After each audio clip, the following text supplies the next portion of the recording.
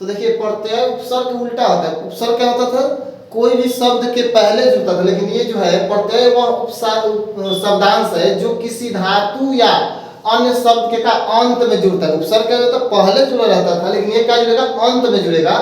तो उस नया शब्द बनाया, तो अंत में जुड़कर एक नया शब्द बनाएगा, तो उसे हम क्या कहेंगे, प्रत्यय कहेंगे। ऐसे देखिए आगे, जैसे में लड़ जोड़ आका, तो लड़ाका बन गया अलग शब्द। मनुष्य से मनुष्यता बन गया। पढ़ जोड़ आई जुटा तो क्या बना, पढ़ाई।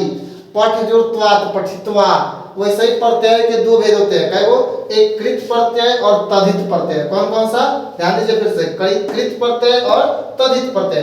तो कृत प्रत्यय कहते हैं क्रिया के मूल धातु के अंत में लगने वाले प्रत्ययों को कृत प्रत्यय कहते हैं। मतलब क्रिया के धातु, मूल धातु, जिसे देखिए किसी में से ना हटा, खाना उठना बैठना रोना है, जिससे तब खाना के खा हो जाएगा धातु, क्या हो जाएगा, धातु खा हो जाएगा। बताया थे हम, वचन है धातु आपको, तो खा का हो जाएगा, धातु हो जाएगा। जब क्रिया पढ़ा रहे थे उसमें बताए थे, इसको हम धातु बोलते हैं। जब ना नहीं निकल जाएगा तो क्या बोलेंगे, जिससे पढ़ना है तो पढ़ना के पढ़, ये क्या हो जाएगा, धातु होगा। ये पढ़ना का होगा धातु।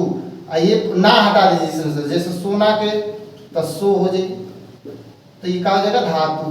तो देखिए वैसे ही कर रहे हैं यहाँ पर कि कृत प्रत्यय धातु के, जिसे यहाँ पर देखिए अब धातु के अंत में जुड़ने वाले प्रत्ययों को कृत प्रत्यय कहेंगे।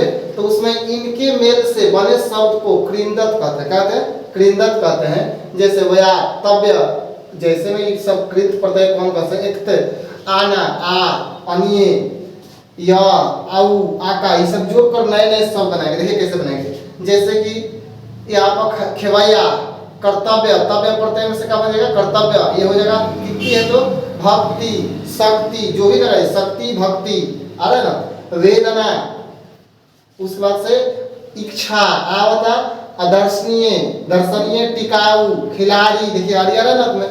तो इस तरह के जो शब्द बनेंगे उस सब हम क्या कहेंगे, सब कृत प्रत्यय लगा हुआ। कौन सा प्रत्यय आपको बताना पड़ेगा यहाँ देख लीजिए। जैसे शक्ति में तो ते हो जी, वेदना में तो वेदना आना हो जी, इच्छा तो आवा, ऐसे ही आपको बताना पड़ेगा। इसमें बहुत सेंटेंस जो है बहुत सारे हैं, आपको इसमें अंत में बस जुड़ा हुआ देखकर बता देना है।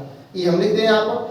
अब देखिए संज्ञा और विशेषण के अंत में लगने वाले प्रत्यय को तद्धित प्रत्यय कहते हैं। अब तद्धित प्रत्यय के बारे में जानिए कि संज्ञा और विशेषण, जो संज्ञा होगा और विशेषण है उसी के अंत में लगा रहेगा, तो उसको हम क्या बोलेंगे, तद्धित प्रत्यय बोलेंगे। देखिए जैसे इनके मेल से बने शब्द को हम तद्धितांत कहते हैं। क्या कहते हैं, तद्धितांत। तो देखिए या इक, मैं, इत, र, इन, नी, जितना भी है, तो अत्ययन, अंत्य, नाविक, ई का दयामय, फलित, मुखर, कुलीन, इन आ रहा है, मेधावी।